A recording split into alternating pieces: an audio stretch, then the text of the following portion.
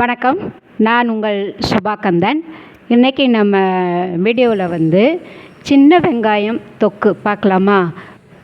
இந்த தொக்கு யூஸ் பண்ணிவிட்டு ஒரு சூடான இட்லிக்கு வச்சு சாப்பிட்டிங்கன்னா அவ்வளோ சுவையாக இருக்கும். வாங்க இந்த தொக்கு எப்படி செய்யலாங்கிறத இப்போ நம்ம பார்க்கலாம்.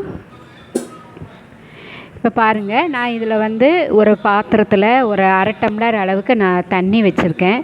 இதில் ஒரு பெரிய நெல்லிக்காய் இருக்குது இல்லையா, அந்த அளவுக்கு நான் புளி எடுத்து நான் இதில் ஊற வைக்க போகிறேன். நம்ம சூடான தண்ணியில் இந்த புளியை நம்ம ஊற வைக்கும் பொழுது அதில் உள்ள அந்த நார் கொட்டை இதை எல்லாத்தையும் நம்ம தனியாக எடுத்துகிட்டு அரைக்க போகிறோம். அதனால தான் நான் இதில் நான் வெந்நீரில் ஊற வச்சுருக்கேன். இது இருக்கட்டும். அதுக்குள்ளே நம்ம மற்ற பொருட்கள் என்னென்னங்கிறத இப்போ நம்ம பார்க்கலாம்.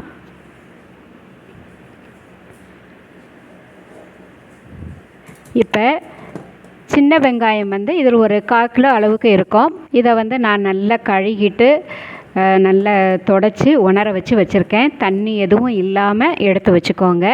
இது ஏன்னா நம்ம தொக்கு ரெடி பண்ணும்போது அரைக்க போகிறோம் நம்ம, அதனால தான். இப்போ பாருங்கள், நான் ஒரு கடாயில் நல்லெண்ணெய் நமக்கு மொத்த அளவில் ஒரு 50 ml அளவுக்கு நமக்கு நல்லெண்ணெய் வேணும். இந்த தொக்கு நீங்கள் நல்லெண்ணெயில் மட்டும் செய்யுங்க. அப்போ தான் நமக்கு சுவை நல்லாயிருக்கும். இப்போ நான் இந்த எடுத்துருக்கிற எண்ணெயில் நம்ம இந்த சின்ன வெங்காயத்தை எல்லாத்தையும் சேர்த்து நம்ம வதக்கிக்கிடலாம்.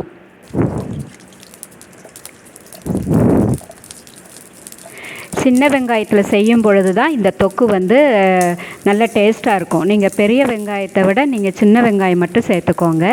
இப்போ இந்த வெங்காயத்தில் நான் 2ஆக பிரிச்சுருவேன். ஒன்று பேஸ்ட்டாக அரைக்க போகிறேன், இன்னொன்று கொரகொரப்பாக அரைக்க போகிறேன்.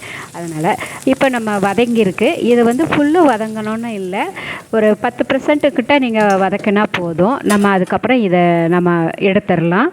இப்போ இது வதங்கியிருக்கு. நான் தனியாக எடுத்து ஆற வைக்க போகிறேன். இப்போ பாருங்கள், இது நல்ல ஆறி இருக்குது. இப்போ இந்த வெங்காயத்தை நம்ம மிக்ஸி ஜாரில் சேர்த்து இப்போ நம்ம அரைச்சி எடுக்க போகிறோம். இப்போ நான் புளி பேஸ்ட்டு பாருங்கள் ரெடி பண்ணியிருக்கேன். இப்போ இந்த புளியிலேருந்து இருக்கக்கூடிய இந்த கொட்டை நாறுகள்லாம் இருக்கும் இல்லையா, அது எல்லாத்தையும் நீங்கள் தனியாக பிரித்து இப்படி எடுத்து வச்சுக்கோங்க. இதையும் நம்ம சேர்த்து அரைக்க போகிறோம். நான் ஒரு ஜார் எடுத்திருக்கேங்க.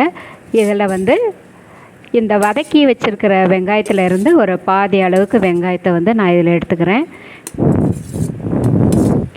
நீங்கள் முழுசுமே சேர்த்து பேஸ்ட்டாக அரைச்சி செய்கிறத விட பாதியை நீங்கள் பேஸ்ட்டாக அரைச்சிட்டு மீதி பாதியை நீங்கள் கொரகொரப்பாக அரைச்சி சேர்த்துக்கிட்டீங்க அப்படின்னா ரொம்ப நல்லாயிருக்கும். இப்போ இந்த பாதி எடுத்திருந்த அந்த வெங்காயத்து கூடயே நான் இந்த புளிக்கரைசலையும் நான் இதில் சேர்த்துருக்கேன்.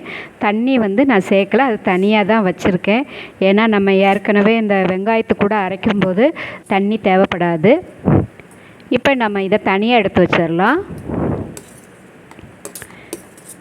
இப்போ பேலன்ஸ் இருக்கக்கூடிய நம்ம சின்ன வெங்காயத்தையும் நான் இதில் சேர்த்துருக்கேன். இதை கொரகொரப்பாக அரைச்சி தனியாக எடுத்து வச்சுக்கோங்க. இப்போ ஏற்கனவே நம்ம வெங்காயம் வதக்கின எண்ணெய் இருந்தது இல்லையா, அதிலே தான் நான் இந்த அரைச்ச வெங்காயத்தையும் நான் இதில் சேர்த்துருக்கேன். எக்ஸ்ட்ரா எண்ணெய் நான் இதில் இன்னும் சேர்க்கலை. இதை நல்லா வதக்கிக்கோங்க. பாருங்கள் எவ்வளோ பொரிஞ்சு வருது பாருங்கள்.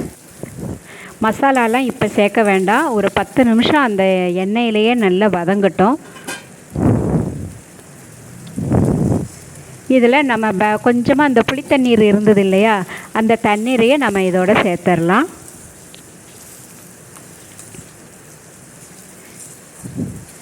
ஃப்ளேமை சிம்லேயே வச்சுக்கோங்க. சிம்லேயே அது நல்லா பொரிஞ்சு நல்லா வேகும்.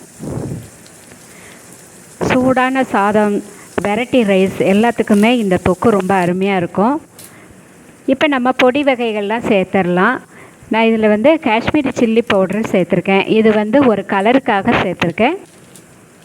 கண்டிப்பாக சேர்த்துக்கோங்க, அது பார்க்குறதுக்கும் நமக்கு கலர்ஃபுல்லாக நல்லாயிருக்கும். அப்புறம் சிகப்பு மிளகாய் பொடி சேர்த்துருக்கேன்.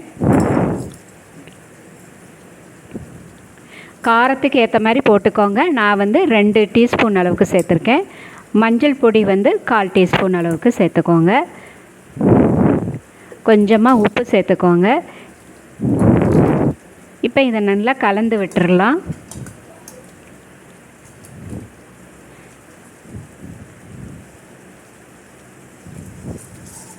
டிஃபன் ஐட்டங்களுக்கு இந்த தொக்கு வந்து ரொம்ப நல்லாயிருக்கும். நீங்கள் கண்டிப்பாக செஞ்சு பாருங்கள்.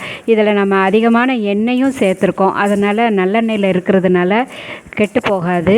ஒரு வாரத்துக்கு வேணாலும் நீங்கள் இதை வச்சு யூஸ் பண்ணலாம். நீங்கள் ஃப்ரிட்ஜில் யூஸ் பண்ணணும்னு இல்லை, தேவைப்பட்டால் வைக்கணுன்னா வச்சுக்கோங்க. ஆனால் இது ரொம்ப அருமையாக இருக்கும்.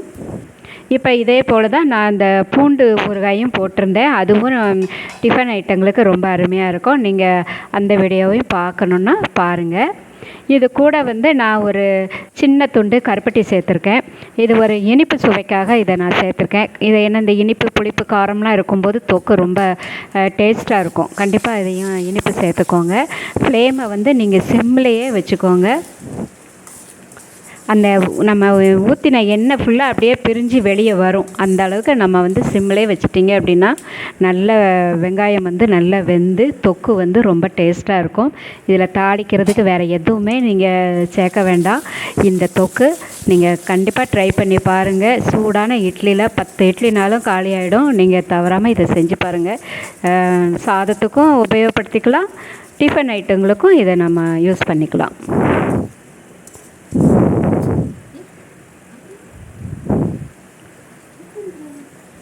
பாருங்கள், இப்போ நான் கடைசியாக 1 டேபிள் ஸ்பூன் அளவுக்கு நான் நல்லெண்ணெய் வந்து நான் மறுபடியும் சேர்த்துருக்கேன். இந்த காய்ச்சாத இந்த நல்லெண்ணெயை கடைசியாக நம்ம சேர்க்கும்போது அதனுடைய சுவையும் மனமும் இந்த தொக்குக்கு ரொம்ப அதிகமாக இருக்கும்.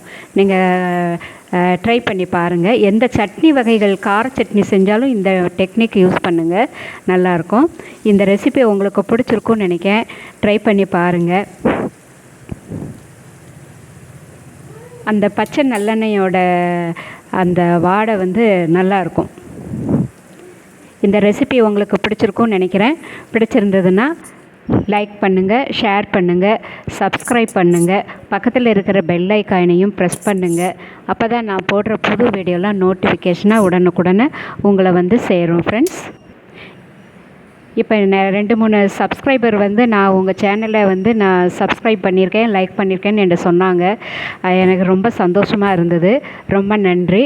பார்க்குறவங்க கண்டிப்பாக புதுசாக பார்க்குறவங்க லைக் பண்ணுங்கள், ஷேர் பண்ணுங்கள், சப்ஸ்கிரைப் பண்ணுங்கள்.